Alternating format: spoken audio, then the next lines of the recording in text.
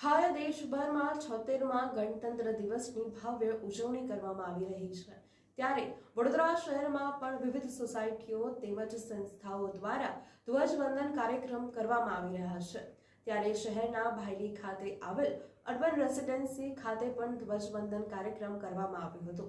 76મા ધ્વજવંદન કાર્યક્રમમાં મોટી સંખ્યામાં સોસાયટીના રહીશો સાથે નાના બાળકો, મહિલાઓ વિશેષ ઉપસ્થિત રહ્યા હતા અને 76મા ગણતંત્ર દિવસની ભવ્ય ઉજવણી કરવામાં આવી હતી। આજ રોજ તારીખ 26 જાન્યુઆરી 2025ના રોજ ભાયલી ખાતે આવેલ અર્બન રેસિડેન્સી 5 સોસાયટીઓમાં એસોસિએશન દ્વારા ધ્વજવંદન દિનની ઉજવણી કરવામાં આવી હતી।